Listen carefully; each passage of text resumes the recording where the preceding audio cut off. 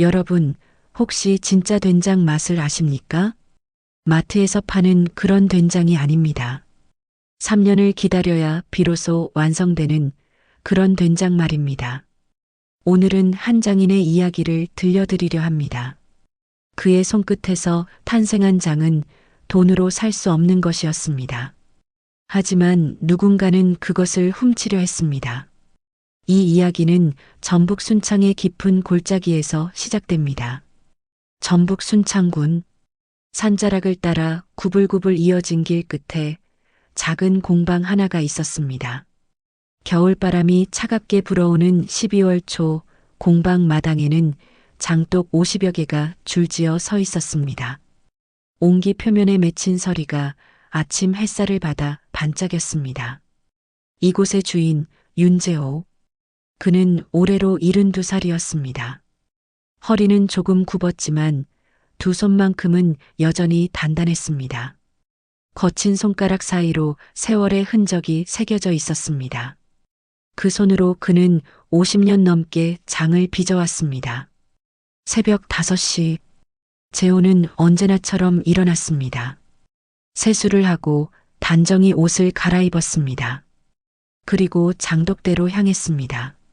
신발을 벗고 맨발로 흙을 밟았습니다. 차가운 땅의 기운이 발바닥을 타고 올라왔습니다. 좋아, 오늘도 좋은 날이구먼. 그는 장독 하나하나의 뚜껑을 열었습니다. 뚜껑을 열 때마다 다른 향이 피어올랐습니다. 어떤 것은 깊고 진했고 어떤 것은 부드럽고 달콤했습니다. 같은 재료로 만들었어도 발효 시간과 온도에 따라 맛이 달라졌습니다. 재호는 손가락을 담갔다가 맛을 보았습니다. 이 독은 석 달 더. 이건 딱 좋아. 그의 혀는 염도계보다 정확했습니다. 손끝은 온도계보다 민감했습니다. 기계로는 잴 수 없는 미묘한 차이를 그는 감각으로 읽어냈습니다. 마을 사람들은 그를 명인이라 불렀습니다. 전국에서 사람들이 찾아왔습니다. 하지만 재호는 자신을 명인이라 생각하지 않았습니다. 난 그냥 장 빚는 사람입니다. 그가 늘 하던 말이었습니다. 재호가 처음 장을 담근 건 22살 때였습니다. 당시 그는 서울에서 대학을 다녔습니다. 화학공학과 2학년이었습니다. 미래가 밝아 보였습니다. 하지만 아버지가 쓰러지셨습니다. 재호야, 고향으로 내려와야겠다. 어머니의 목소리는 떨리고 있었습니다. 그는 휴학계를 냈습니다. 짐을 싸서 순창으로 내려왔습니다. 아버지는 병상에 누워 계셨습니다. 뇌졸중이었습니다. 왼쪽 몸을 쓸 수 없게 되셨습니다. 아버지, 제가 할게요. 뭘 한다는 기냐? 장이요. 아버지가 하시던 거 제가 이어갈게요. 아버지는 고개를 저으셨습니다. 하지만 재호는 이미 마음을 정했습니다. 처음엔 모든 게 서툴렀습니다. 콩을 삶는 온도를 몰랐습니다. 메주를 띄우는 습도를 맞추지 못했습니다. 소금의 양을 제대로 가늠하지 못했습니다. 첫 해에 담근 장은 모두 실패했습니다. 너무 짜거나 너무 싱거웠습니다. 곰팡이가 피거나 벌레가 생겼습니다. 마을 사람들은 고개를 저었습니다. 대학생이 와서 뭘 알겠어. 장은 하루아침에 되는 게 아닌데. 재호는 입술을 깨물었습니다. 밤새 아버지의 낡은 노트를 읽었습니다. 거기엔 50년간의 기록이 빼곡했습니다. 콩 삶을 때 손가락을 넣어 눌러봐라. 부드럽게 으깨지면 적당하다. 메주는 볏짚에 묶어 통풍이 잘 되는 곳에 매달아라. 소금은 천일염으로. 간수를 뺀 뒤 써라. 재호는 노트를 베꼈습니다. 한 글자 한 글자 따라 썼습니다. 그리고 그대로 실행했습니다. 2년째 되던 해, 드디어 제대로 된 장이 나왔습니다. 이거 괜찮은데? 어머니가 된장찌개를 끓여 맛을 보셨습니다. 눈가에 눈물이 맺혔습니다. 내 아버지 맛이 나는구나. 그날 재호는 처음으로 울었습니다. 기쁨과 안도가 뒤섞인 눈물이었습니다. 그 후로 30년이 흘렀습니다. 재호는 장인이 되었습니다. 그의 장은 입소문을 탔습니다. 서울에서도 부산에서도 주문이 들어왔습니다. 하지만 그는 대량 생산을 거부했습니다. 장은 기다림입니다. 서두르면 맛이 없어요. 한 해에 만드는 양이 정해져 있었습니다. 50독, 그 이상은 만들지 않았습니다. 팔리지 않아도 괜찮았습니다. 그는 조급하지 않았습니다. 재호에게는 아들이 하나 있었습니다. 윤준호. 준호는 서울에서 회사를 다녔습니다. IT 기업에 다니는 평범한 직장인이었습니다. 아버지의 일을 이어받을 생각은 없었습니다. 아빠, 요즘 누가 장 담가요? 마트에 다 있는데. 명절 때마다 준호는 그렇게 말했습니다. 재호는 대답하지 않았습니다. 억지로 물려줄 생각은 없었습니다. 하지만 마음 한구석은 늘 허전했습니다. 이 장독들은 내가 죽으면 어떻게 되는 걸까? 밤이면 그런 생각이 들었습니다. 50년을 이어온 이 맛이 사라지는 게 아쉬웠습니다. 그러던 어느 겨울날이었습니다. 준호가 아내와 함께 공방을 찾았습니다. 아버지, 왔냐? 준호의 표정이 평소와 달랐습니다. 진지했습니다. 무언가 결심한 얼굴이었습니다. 아버지, 저희가 장을 이어가겠습니다. 재호는 손에 들고 있던 나무 주걱을 내려놓았습니다. 갑자기 무슨 소리냐? 회사를 그만뒀어요. 이제 이걸 제대로 배우고 싶습니다.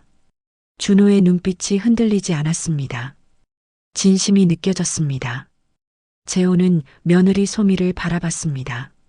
소미는 미소를 지었습니다. 단정한 옷차림, 깔끔하게 묶은 머리, 환한 표정이었습니다. 아버님, 요즘은 전통식품도 브랜드가 중요해요. 윤재호라는 이름 전 세계로 나갈 수 있어요. 소미의 목소리는 자신감으로 가득했습니다. 마케팅만 제대로 하면 수출도 가능합니다. 일본, 미국, 유럽, 어디든 갈 수 있어요. 재호는 고개를 끄덕였습니다. 하지만 마음 한구석이 서늘했습니다. 소미의 눈빛에서 뭔가 다른 것이 보였습니다. 열정이 아니라 계산이었습니다. 사랑이 아니라 욕심이었습니다. 그래, 알겠다. 천천히 배워라. 재호는 그렇게 대답했습니다. 하지만 불안함은 사라지지 않았습니다.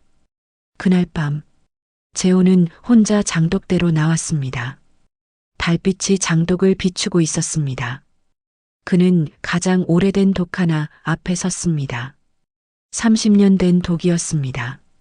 그는 삽을 들고 독 옆에 땅을 팠습니다. 땅속 깊이 구멍을 만들었습니다. 그리고 작은 가죽 주머니를 꺼냈습니다. 주머니 안에는 낡은 노트가 들어 있었습니다. 윤재호의 비법 노트. 50년간 기록한 모든 것이 담겨 있었습니다. 온도, 습도, 염도, 발효 시간, 계절별 변화, 그리고 가장 중요한 것, 청균, 하늘이 내린 균주에 대한 기록이었습니다. 재호는 노트를 땅에 묻었습니다. 흙을 덮고 다시 평평하게 만들었습니다. 아무도 모르게 아무 흔적도 남기지 않고 이 장독은 돈이 아니라 혼이다. 그는 조용히 중얼거렸습니다. 달빛 아래 그의 그림자가 길게 늘어졌습니다. 공방은 고요했습니다. 하지만 그 고요함 속에서 뭔가 움직이기 시작했습니다. 욕망의 그림자가 장독 사이를 스며들고 있었습니다. 아들 부부가 찾아온 지 일주일이 지났습니다. 윤재호는 준호에게 장 빚는 법을 가르치기 시작했습니다. 하지만 마음 한구석의 불안은 계속 커져갔습니다. 소미의 눈빛이 자꾸 신경 쓰였습니다. 그녀는 장독을 보는 게 아니었습니다. 뭔가 다른 것을 찾고 있었습니다. 그리고 그날 밤 재호의 불안은 현실이 되었습니다. 새벽 3시, 재호는 잠에서 깼습니다. 이상한 기척이 느껴졌습니다. 공방 쪽에서 작은 소리가 들렸습니다. 문 여는 소리, 발걸음 소리. 그는 조용히 일어났습니다. 창문으로 밖을 내다봤습니다. 공방에 불이 켜져 있었습니다. 희미한 불빛이 새어나왔습니다. 누가 있나? 재호는 옷을 걸치고 밖으로 나갔습니다. 차가운 바람이 얼굴을 스쳤습니다. 공방 문이 살짝 열려 있었습니다. 그는 조심스럽게 다가갔습니다. 문틈으로 안을 들여다봤습니다. 솜이었습니다. 그녀는 공방 냉장고 앞에 서 있었습니다. 냉장고 문을 열고 안을 뒤지고 있었습니다. 재호는 숨을 죽였습니다. 솜이의 손이 작은 유리병을 꺼냈습니다. 병에는 하얀 스티커가 붙어 있었습니다. 청균, 윤재호 비밀균주. 재호의 심장이 빠르게 뛰었습니다. 솜이는 스마트폰을 꺼냈습니다. 병의 라벨을 사진으로 찍었습니다. 여러 장 각도를 바꿔가며 찍었습니다. 그리고 작은 목소리로 통화를 시작했습니다. 네, 찾았어요. 청균 샘플. 네, 이걸로 복제 가능할 것 같아요. 재호는 문을 밀고 들어갔습니다. 뭐 하는 거냐? 솜이가 깜짝 놀라 돌아봤습니다. 순간 당황한 표정이었지만 곧 미소를 지었습니다. 아버님, 깜짝이야. 잠이 안 와서 구경 좀 하고 있었어요. 그 병을 내려놓아라. 재호의 목소리는 낮고 단단했습니다. 솜이는 병을 냉장고에 다시 넣었습니다. 하지만 스마트폰은 주머니에 넣었습니다. 오해하신 것 같은데요. 전 그냥 지금 누구랑 통화했냐? 솜이는 대답하지 않았습니다. 재호는 한 걸음 다가갔습니다. 내 균주를 찍어서 어디에 팔 생각이냐? 아버님, 너무 예민하게 반응하시는 거 아니에요? 전 그냥 공부하려고. 공부는 손으로 하는 거다. 사진으로 하는 게 아니라. 둘 사이에 침묵이 흘렀습니다. 그때 준호가 뛰어들어왔습니다. 무슨 일이에요? 준호야, 내 아내가 지금 뭘 하고 있었는지 아냐? 준호는 솜이를 바라봤습니다. 솜이는 고개를 돌렸습니다. 아버지, 오해가 있으신 것 같은데.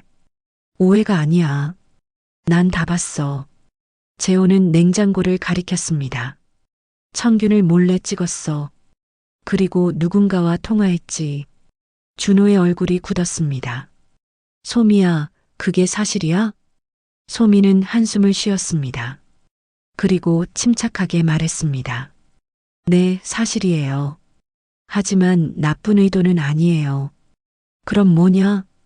재호가 물었습니다. 우리 회사 투자자들한테 보여주려고요. 윤재호 명인의 비밀 균주가 있다는 걸 증명해야 투자를 받을 수 있거든요. 회사? 무슨 회사? 재호가 준호를 바라봤습니다. 준호는 입술을 깨물었습니다. 아버지, 저희가 스타트업을 준비하고 있어요. 스타트업? 네. 전통 발효식품 브랜드요. 아버지의 장을 현대적으로 재해석해서 전 세계에 알리려고요. 재호는 뒤로 한 걸음 물러섰습니다. 내 허락도 없이? 아버지가 허락 안 해주실 줄 알았어요. 준호의 목소리가 떨렸습니다. 아버지는 모르실 거예요. 저희가 얼마나 힘든지. 서울에서 월세 내고 대출 갚고 애 키우면서 사는 게 얼마나 어려운지. 그래서 내 것을 훔치려는 거냐? 훔치는 게 아니에요. 준호의 목소리가 커졌습니다. 이어받는 거예요. 전 아버지 아들이잖아요. 이건 제 권리이기도 해요. 재호는 조용히 고개를 저었습니다. 권리? 50년을 지켜온 이게 내 권리라고? 아버지, 세상이 변했어요. 이제 장인 정신만으로는 안 돼요. 마케팅이 필요하고 브랜드가 필요해요. 솜이가 거들었습니다. 아버님의 기술은 훌륭해요.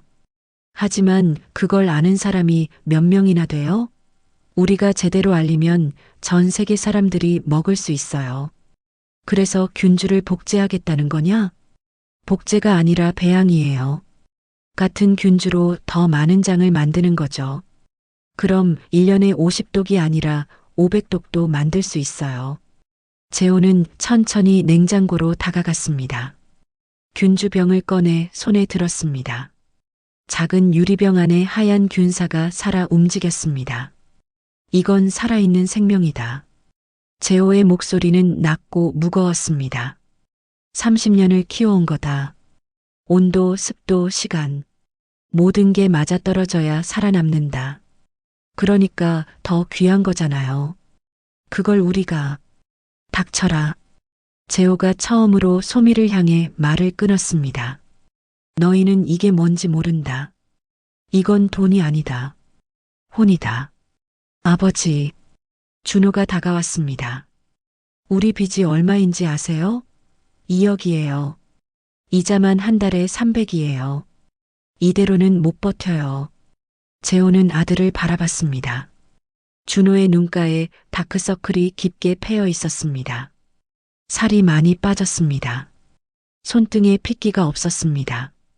그럼 재호의 목소리가 잠시 떨렸습니다. 그럼 내 혼을 팔아서 빚을 갚겠다는 거냐? 아버지, 그게 아니라. 그게 맞습니다. 준호는 더 이상 변명하지 않았습니다. 방 안의 공기가 차갑게 얼어붙었습니다.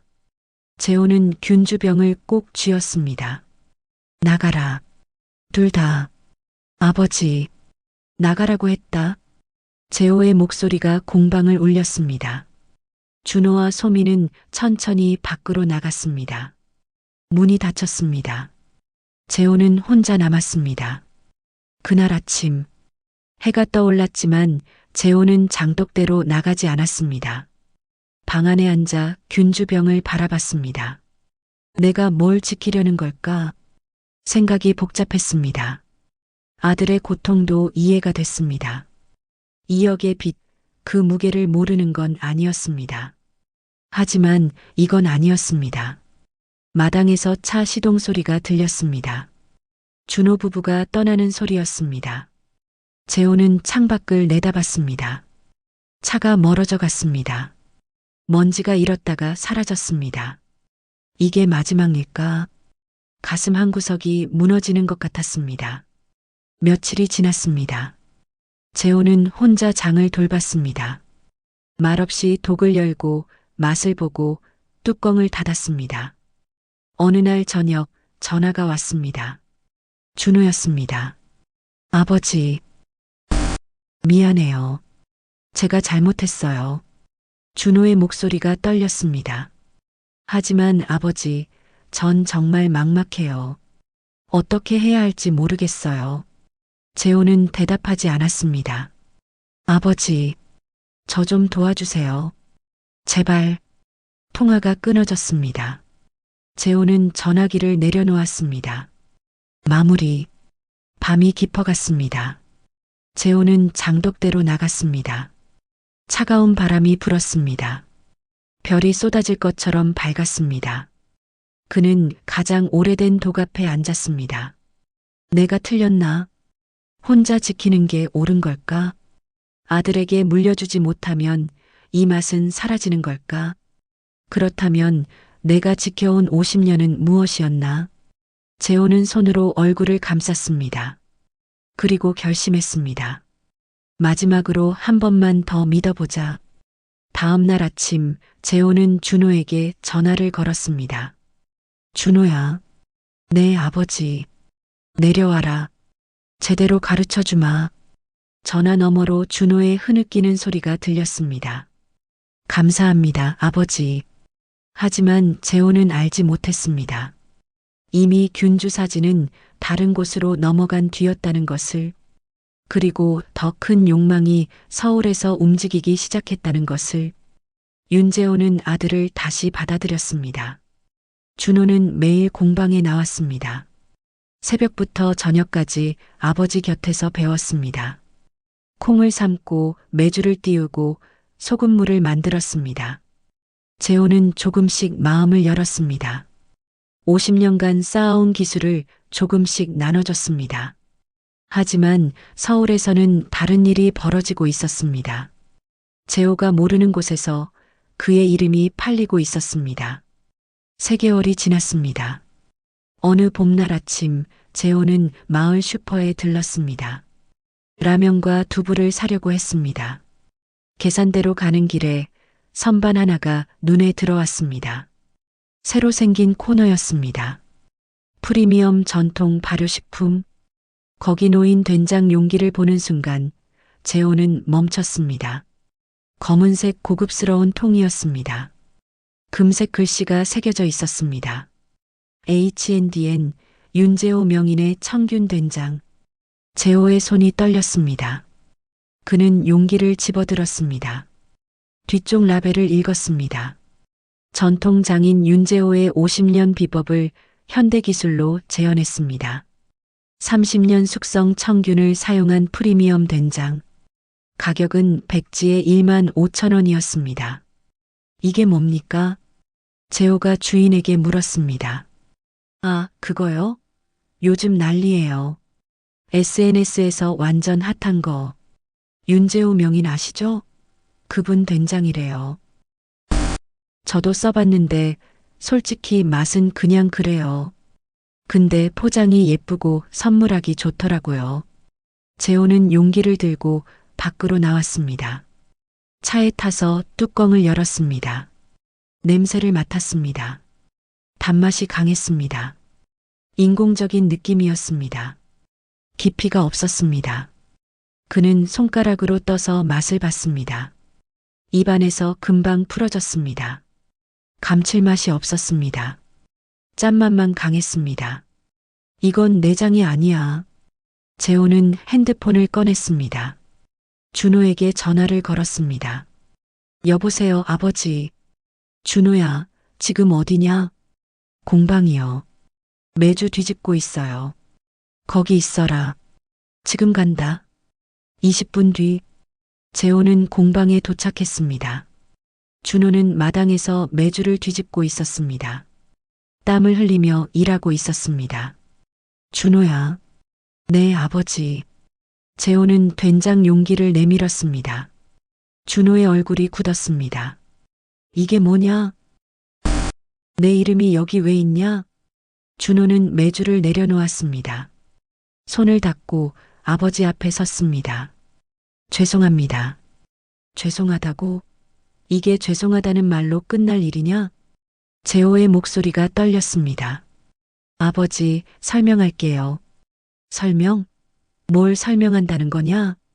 소미가 투자를 받았어요. 3억을요. 재호는 한 걸음 뒤로 물러섰습니다. 투자? 네.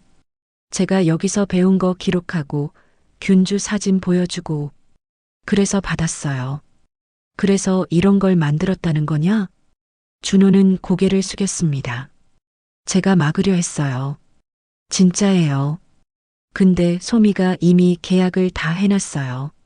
내가 막으려 했다고? 그럼 지금 이건 뭐냐? 마트에 깔려 있잖아. 재호의 손이 떨렸습니다. 내 이름으로 된 이 가짜를. 준호는 아무 말도 하지 못했습니다. 재호는 용기를 바닥에 내려놨습니다. 천천히 조심스럽게. 50년이야. 내가 50년을 지켜왔어. 그의 목소리가 낮아졌습니다. 매일 새벽에 일어나서 장독 하나하나 들여다보고 온도 맞추고 염도 확인하고.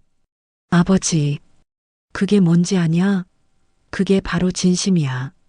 정성이야. 재호는 공방을 돌아봤습니다. 근데 넌 그걸 3개월 배우고 뭘 알았다고, 뭘 재현했다는 거냐? 죄송합니다. 죄송하다고 해결되냐? 재호의 목소리가 처음으로 높아졌습니다. 준호는 무릎을 꿇었습니다. 아버지, 빚이 너무 많아요. 빚쟁이들이 집까지 찾아와요. 저희 딸이 무서워서 밤에 잠도 못 자요. 그래서 내 이름을 팔았냐? 그게 아들이 할 짓이냐? 준호는 대답하지 못했습니다. 재호는 돌아서서 차에 올랐습니다. 시동을 걸고 떠났습니다. 뒤에서 준호가 무릎 꿇은 채 울고 있었습니다. 서울 성수동. H&N 본사 건물이 새로 들어섰습니다. 깨끗한 유리 외관, 세련된 인테리어였습니다. 입구에는 대형 포스터가 붙어 있었습니다. 윤재호 명인의 50년 전통, 이제 여러분 식탁에. 소미는 사무실에 앉아 웃고 있었습니다. 이번 달 매출 12억 돌파했어요. 직원들이 박수를 쳤습니다. 다음 달에는 백화점 입점하고 면세점도 들어갑니다. 모니터에는 SNS 게시물들이 떠 있었습니다. 역시 명인의 장은 다르네요. 선물하기 딱 좋아요. 포장이 고급스러워요. 하지만 맛에 대한 평가는 없었습니다. 그날 저녁, 재호는 집에 돌아와 뉴스를 켰습니다. 지역 뉴스에서 H&N이 나왔습니다. 전통 발효식품 스타트업 H&N이 큰 성공을 거두고 있습니다. 화면에 소미가 나왔습니다. 저희는 전통을 지키면서도 현대적으로 해석하고 있습니다. 윤재호 명인님의 기술을 과학적으로 분석해서 누구나 즐길 수 있게 만들었어요. 재호는 리모컨을 놓았습니다. 과학적으로 분석? 그가 평생 손으로 익힌 걸 기계가 분석했다는 겁니까? 전화가 왔습니다. 마을 이장이었습니다. 재호 씨, 축하해요. 텔레비전에 나오더만. 이제 순창이 더 유명해지겠어요. 고마워요. 재호는 전화를 끊었습니다. 사람들은 진실을 모릅니다. 저게 가짜라는 걸, 자기 이름만 도용당했다는 걸. 일주일 뒤 서울 코엑스에서 식품 박람회가 열렸습니다. H&N 부스가 가장 컸습니다. 화려한 조명, 큰 간판, 시식 코너까지 마련되어 있었습니다. 윤재호 명인의 전통 된장, 직접 맛보세요. 많은 사람들이 줄을 섰습니다. 한 중년 여성이 시식을 했습니다. 표정이 굳었습니다. 이거 단맛만 나는데요? 전통 된장은 원래 이런 맛이에요. 직원이 웃으며 대답했습니다. 아닌데, 저희 시골 친정에서 담근 건 이렇게 안 달아요. 손님, 이건 프리미엄 제품이라서. 여성은 고개를 저으며 자리를 떴습니다. 그 모습을 한 기자가 지켜보고 있었습니다. 다음 날, 온라인 기사 하나가 올라왔습니다. 윤재호 명인 된장의 진실, 맛이 이상하다. 기자는 직접 순창을 찾아갔습니다. 재호의 공방 문을 두드렸습니다.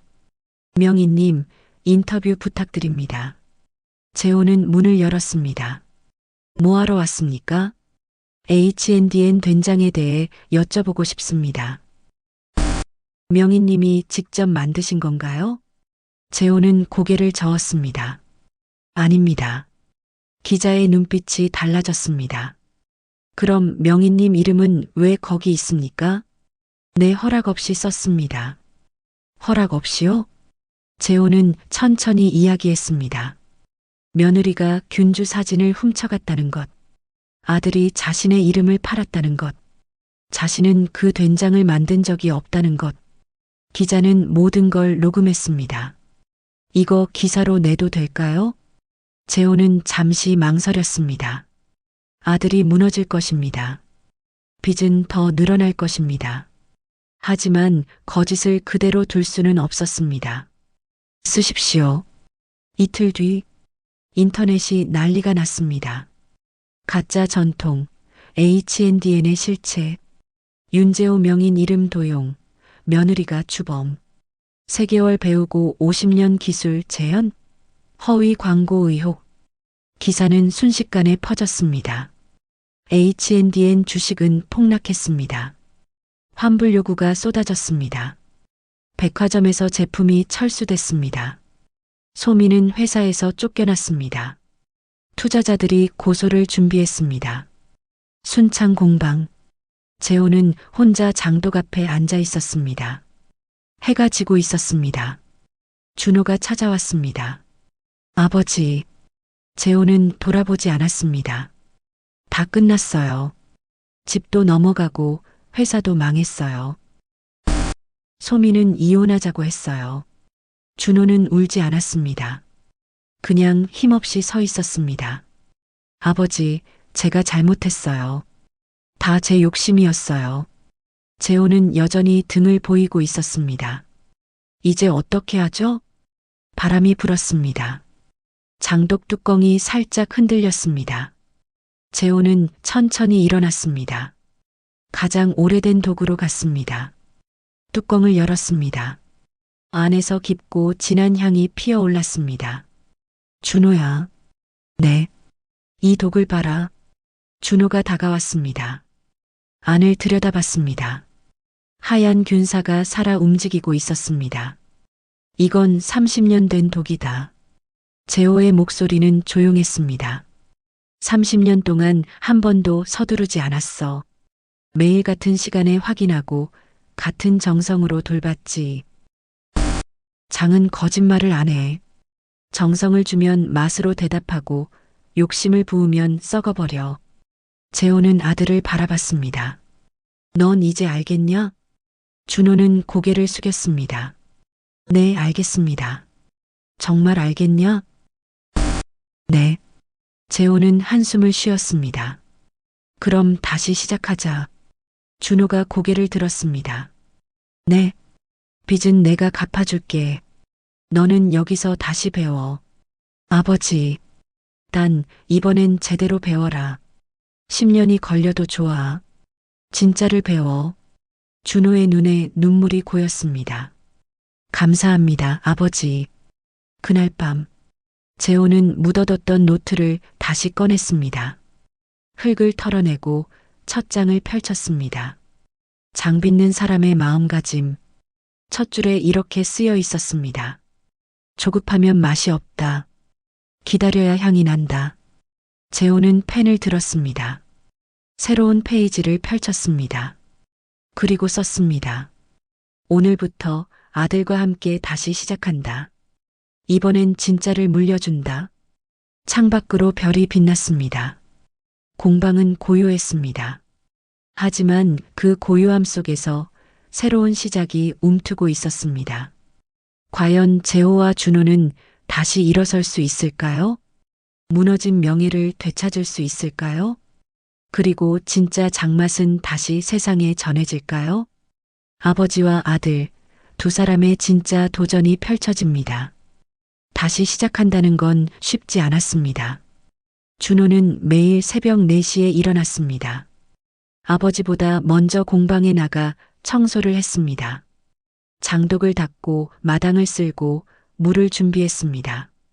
말없이 묵묵히. 재호는 그런 아들을 지켜봤습니다. 한 달이 지났습니다. 준호의 손에 굳은 살이 생기기 시작했습니다. 어느 봄날 아침, 재호는 준호를 불렀습니다.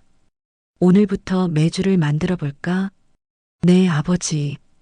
둘은 함께 콩을 골랐습니다. 재호는 콩 한 알 한 알을 손으로 확인했습니다. 이렇게 상처난 건 빼야 해. 네. 크기가 고른 걸로 골라야 삶을 때 익는 시간이 같아. 네. 준호는 아버지의 말을 하나하나 받아 적었습니다. 노트에 꼼꼼하게. 아버지, 이 콩은 어디서 나는 겁니까? 여기서 심리 떨어진 밭에서 나와. 김 선생이 키우시는 거야. 직접 가보고 싶습니다. 재호는 잠시 아들을 바라봤습니다. 그래, 가보자. 둘은 함께 차를 타고 콩밭으로 갔습니다. 김 선생은 70대 후반의 농부였습니다. 재호 씨, 오랜만이구만. 이 친구가 아들인가? 네, 준호라고 합니다. 준호는 깊게 인사했습니다. 배우러 왔습니다. 김 선생은 웃었습니다. 장 빚는 사람이 콩밭까지 오다니 제대로 배우려나 보구먼. 밭을 걸으며 김 선생이 말했습니다. 이 콩은 무농약이야. 벌레 먹고 비 맞고 바람 맞으면서 자라지. 힘드시겠습니다. 힘들지. 하지만 이 콩으로 장을 담그면 맛이 달라. 재호 씨가 알지? 재호가 고개를 끄덕였습니다. 그래서 30년째 여기 콩만 씁니다. 준호는 콩 하나를 집어들었습니다. 크고 단단했습니다. 여기서부터 시작이구나. 공방으로 돌아와 콩을 삶았습니다. 큰 가마솥에 물을 붓고 장작불을 지폈습니다. 준호야, 불 조심해. 네. 센 불로 시작했다가 중불로 줄여야 해. 약불은 안 돼. 왜 그렇습니까? 센 불은 겉을 익히고 중불은 속을 익혀. 약불로 하면 속까지 익는데 너무 오래 걸려서 콩이 풀어져. 준호는 또 받아 적었습니다. 3시간 후, 재호가 손가락으로 콩을 눌러봤습니다. 됐다. 제가 한번 해보겠습니다. 준호도 손가락으로 눌러봤습니다. 부드럽게 으깨졌습니다. 이 정도면 되는 겁니까? 그래. 이게 적당해. 준호는 처음으로 웃었습니다. 콩을 으깨어 메주를 빚었습니다. 손으로 천천히. 너무 세게 누르면 공기가 안 들어가. 네. 적당히 눌러서 모양을 잡아야 해. 준호의 손이 서툴렀습니다. 메주가 삐뚤빼뚤했습니다. 재호는 웃었습니다. 내 처음도 저랬어. 정말입니까? 정말이지. 첫 해엔 메주가 다 갈라졌어. 그럼 어떻게 하셨어요? 다시 빚었지. 뭐? 준호는 아버지를 바라봤습니다. 재호의 얼굴에 주름이 깊게 패여 있었습니다. 그 주름 하나하나가 세월이었습니다. 아버지, 왜? 제가 많이 속상하게 해드렸죠. 재호는 손을 멈췄습니다. 그래, 죄송합니다. 알아. 정말 죄송합니다. 재호는 아들의 어깨를 톡톡 쳤습니다. 그만 사과하고 이거나 잘 만들어. 준호는 다시 메주를 빚었습니다. 이번엔 조금 나아졌습니다. 메주를 말렸습니다. 볏짚으로 묶어 처마 밑에 걸었습니다. 바람이 통하는 곳, 햇빛이 잘 드는 곳. 이제 2달을 기다려야 해. 그렇게 오래요? 장은 기다림이야. 서두르면 안 돼. 준호는 메주를 올려다봤습니다. 2달. 그동안 자신은 늘 서둘렀습니다. 빨리 성공하고 싶었습니다. 빨리 돈을 벌고 싶었습니다. 하지만 진짜는 기다려야 나온다는 걸 이제야 알았습니다. 그날 저녁, 둘은 함께 저녁을 먹었습니다. 된장찌개, 김치, 밥. 맛있습니다. 그래. 아버지, 이 된장은 몇 년 된 겁니까? 5년. 5년이나요? 응. 5년은 돼야 이 맛이 나와. 준호는 숟가락을 놓았습니다. 제가 만든 건 3개월이었죠. 터무니없었네요. 재호는 대답하지 않았습니다. 아버지, 진짜 장은 얼마나 팔아야 본전입니까? 몰라. 네. 난 본전 생각 안 해봤어. 준호는 놀랐습니다. 그럼 뭘 생각하십니까? 이 맛을 어떻게 지킬까, 그것만 생각해. 재호는 밥을 한 숟가락 더 떴습니다. 돈은 따라오더라. 맛만 지키면. 준호는 고개를 끄덕였습니다. 그날 밤 그는 오래 생각했습니다. 2달이 지났습니다. 메주에 하얀 곰팡이가 피었습니다. 아버지, 이거 곰팡이 아닙니까? 그래. 괜찮은 겁니까? 이게 좋은 곰팡이야. 이게 있어야 장맛이 나. 준호는 신기한 듯 메주를 바라봤습니다. 이제 장을 담가볼까? 네. 장 담그는 날. 준호는 새벽부터 준비했습니다. 항아리를 깨끗이 씻고 말리고 햇볕에 쬐었습니다. 소금물을 끓였습니다. 간수 뺀 천일염으로 해야 해. 네. 물 10에 소금 1.8이 기본이야. 네. 메주를 넣고 소금물을 부었습니다. 대추, 고추, 숯을 넣었습니다. 이건 왜 넣습니까? 대추는 단맛을 주고 고추는 벌레를 막고 숯은 물을 맑게 해. 조상들 지혜네요. 그렇지. 뚜껑을 덮었습니다. 이제 또 기다려야겠죠? 그래. 3달은. 준호는 장독을 쓰다듬었습니다. 이제부터 시작이다. 석 달 후, 여름이 왔습니다. 뚜껑을 열었습니다. 향이 올라왔습니다. 진하지는 않았지만 은은했습니다. 아버지, 이게 제 첫 장입니다. 재호는 손가락으로 떠서 맛을 봤습니다. 어떻습니까? 아직 멀었어. 준호는 실망하지 않았습니다. 그렇죠. 아직 석 달밖에 안 됐으니까요. 그래. 근데, 네. 시작은 괜찮아. 준호의 얼굴이 환해졌습니다. 정말입니까? 정말이야. 1년만 더 기다려봐.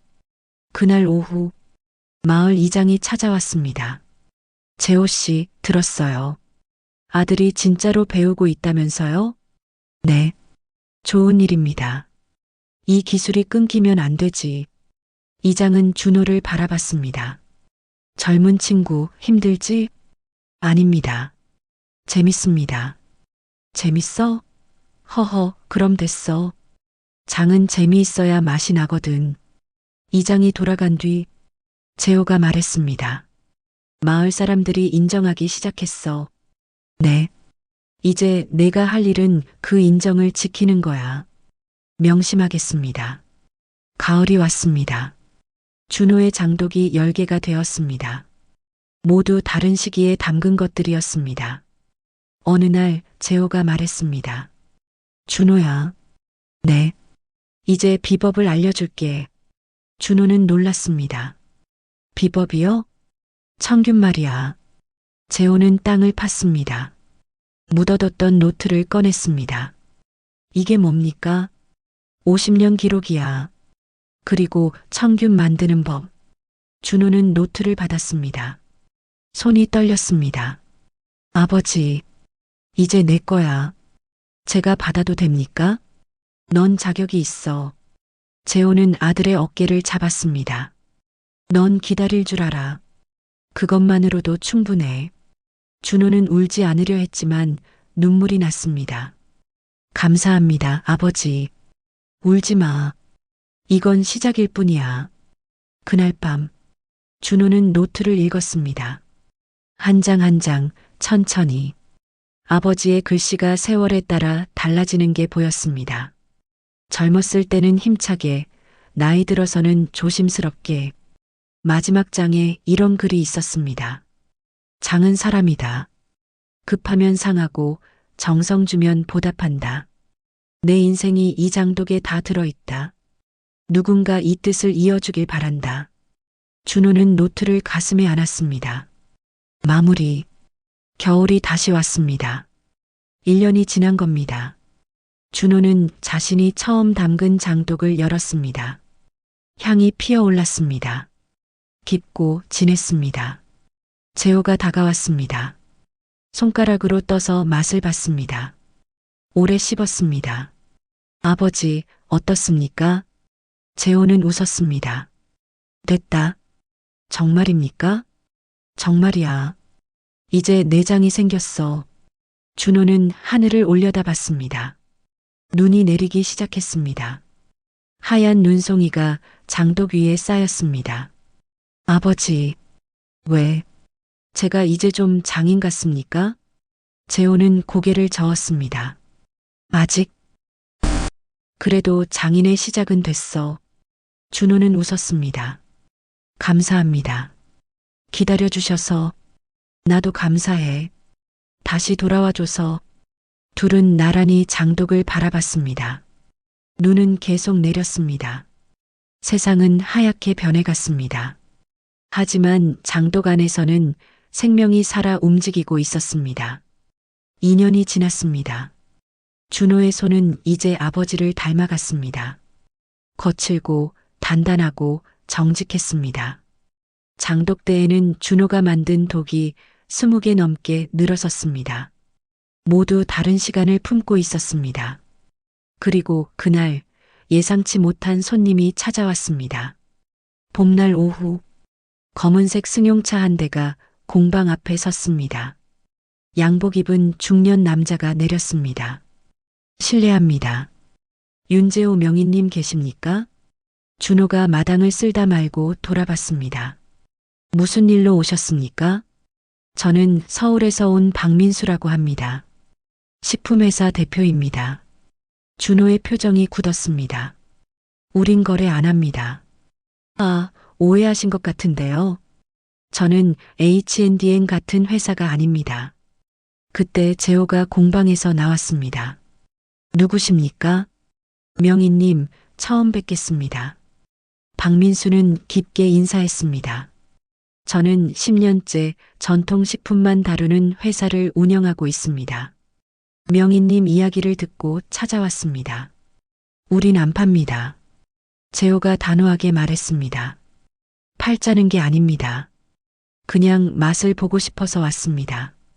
박민수는 차에서 봉투를 꺼냈습니다. 제가 지금까지 먹어본 된장들입니다. 일본, 중국, 한국. 다 모았습니다. 그는 봉투를 내밀었습니다. 하지만 아직 진짜를 못 찾았습니다. 혹시 명희님 장을 맛볼 수 있을까요? 재호는 잠시 망설이다가 고개를 끄덕였습니다. 박민수는 준호가 만든 장을 맛봤습니다. 손가락으로 떠서 천천히 씹었습니다. 눈을 감았습니다. 오래 씹었습니다. 그리고 눈을 떴습니다. 이겁니다. 그의 목소리가 떨렸습니다. 이게 제가 찾던 맛입니다. 깊이가 있어요. 단순히 짜거나 달지 않아요. 시간이 느껴집니다. 박민수는 준호를 바라봤습니다. 이거 누가 만드셨습니까? 제가 만들었습니다. 얼마나 걸렸습니까? 2년입니다. 박민수는 고개를 끄덕였습니다. 2년. 그래서 이런 맛이 나는구나. 그는 재호를 향해 말했습니다. 명희님, 부탁이 있습니다. 뭡니까? 이 장을 제 식당에 쓰고 싶습니다.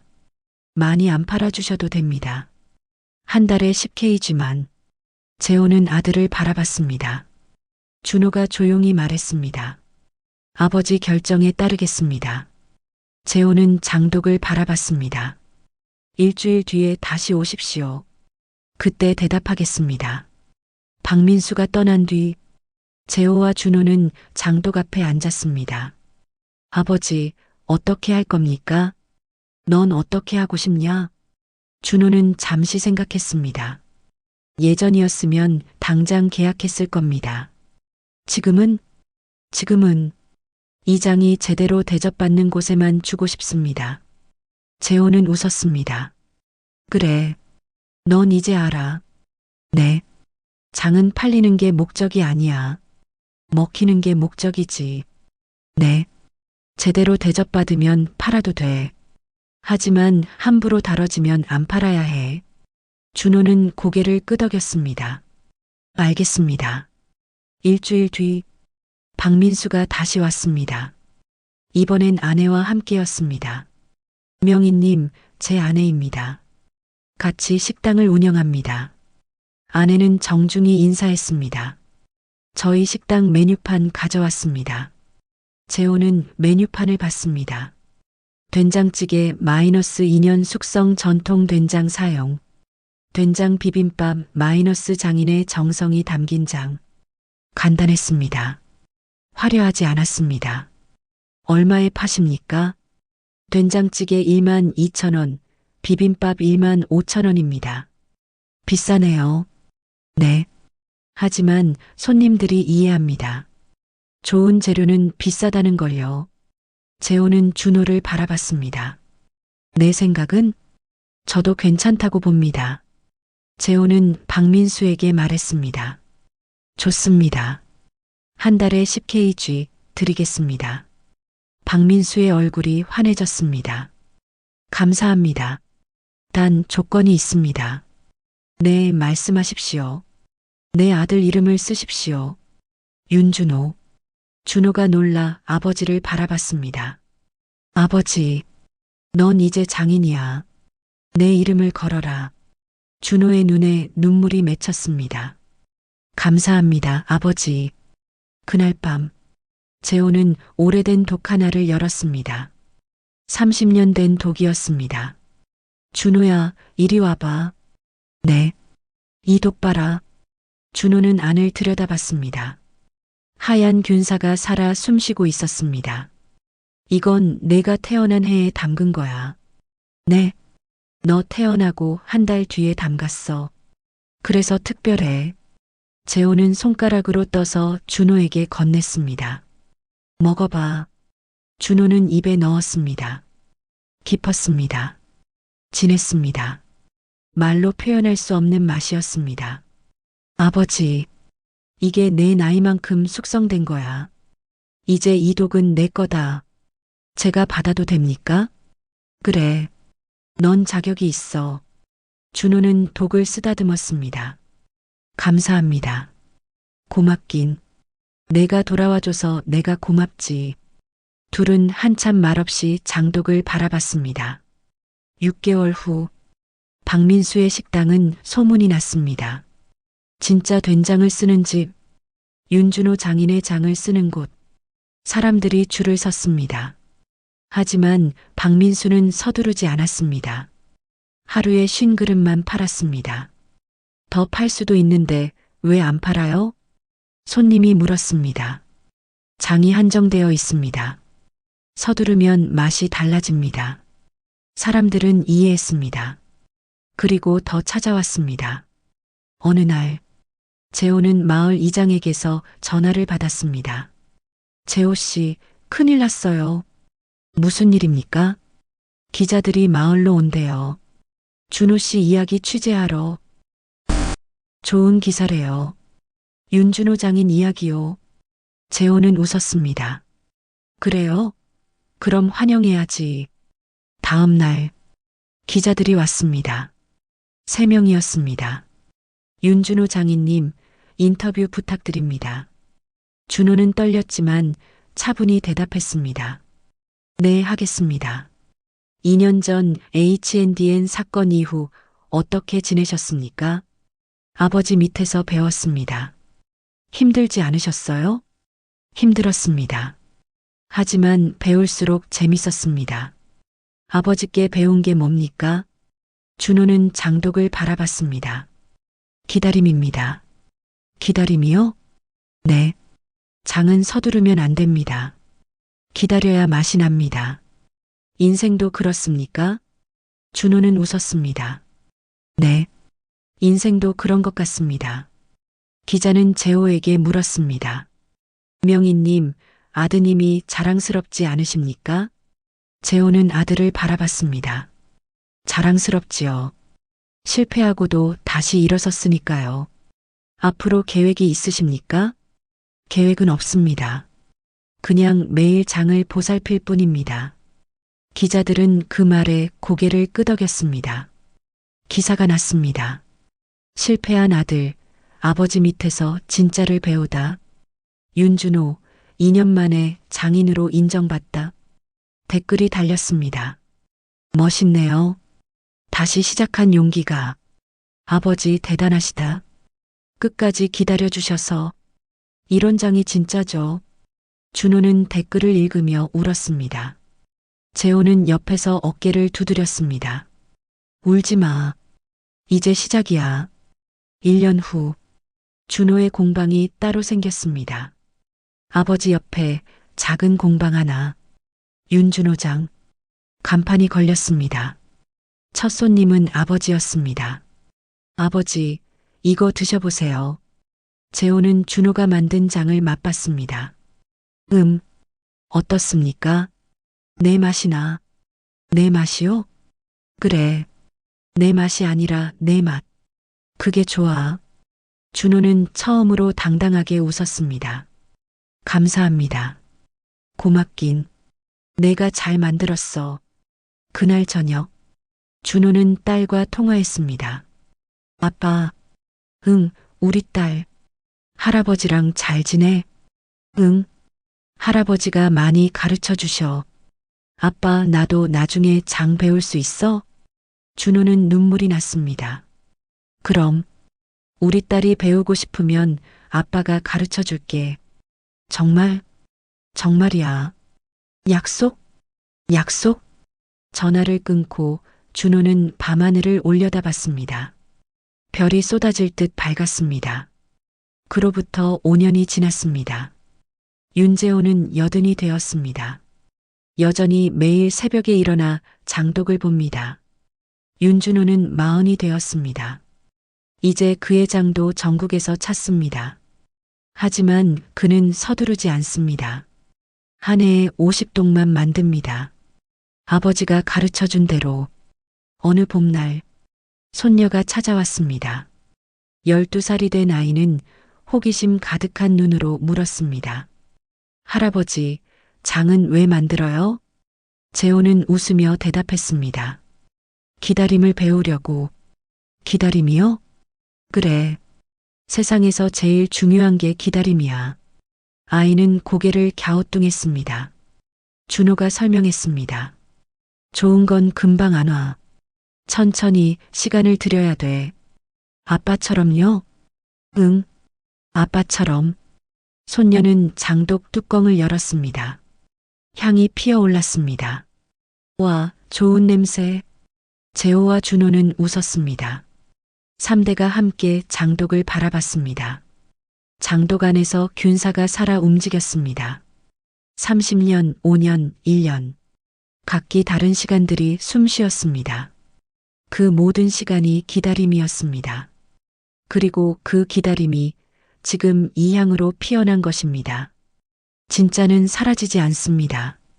시간이 걸려도 힘들어도 진짜는 결국 살아남습니다.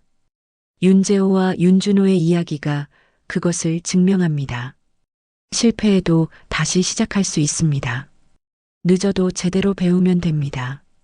그리고 기다리면 향은 다시 피어납니다. 이 이야기가 여러분께 작은 위로가 되었기를 바랍니다. 느리게 가도 괜찮습니다. 기다려도 괜찮습니다. 진심을 다하면 그 향은 반드시 전해집니다. 지금까지 다시 피는 향 이야기를 들어주셔서 감사합니다. 이 이야기가 좋으셨다면 구독과 좋아요 부탁드립니다. 여러분의 응원이 더 좋은 이야기를 만드는 힘이 됩니다. 감사합니다.